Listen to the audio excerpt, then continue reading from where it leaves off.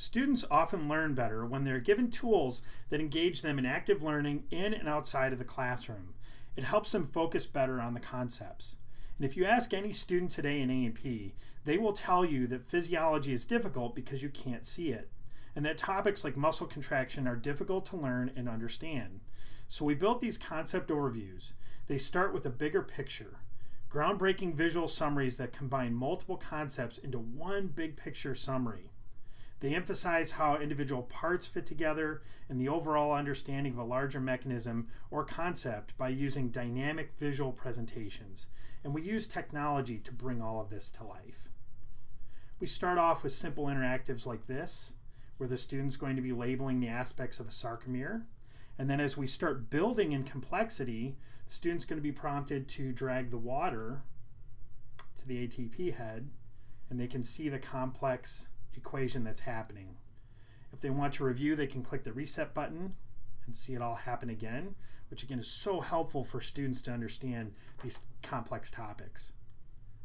The interactive is going to build, and here you'll see me dragging the calcium to the binding sites, or to the correct location, and the binding sites are actually being exposed. And this is another area that's very difficult for students to read in a book and also see in illustrations, so the interactive does a great job of really highlighting that for the student.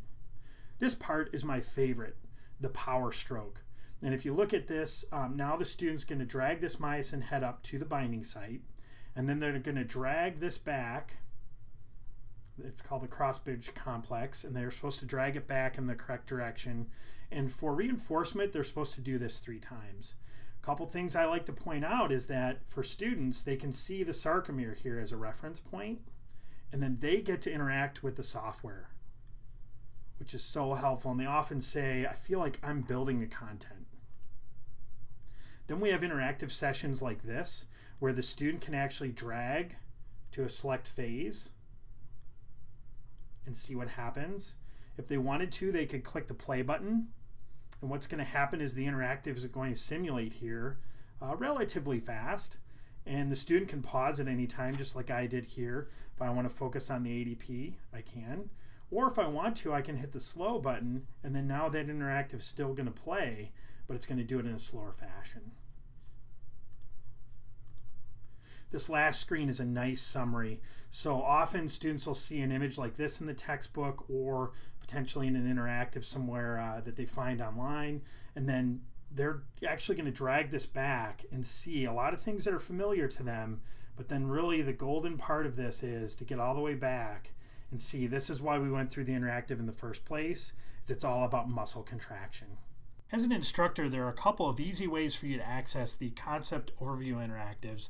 The first way is accessing them directly through Anatomy and Physiology Revealed version 3.2, as illustrated right here, or you can go to your Connect site, and on the instructor tab you can actually go to our library resources and access them directly here. Here you see the 7 different concept overview interactives that we have. All you need to do is click on chapter 11 as an example, and then you'll see the entire interactive in total. And in front of your students, you can actually hover across these modules and then click on the one that you want to lecture on, and the software will present itself similar to what you saw earlier. Assigning the concept overview interactives is really simple in SALAD and AD.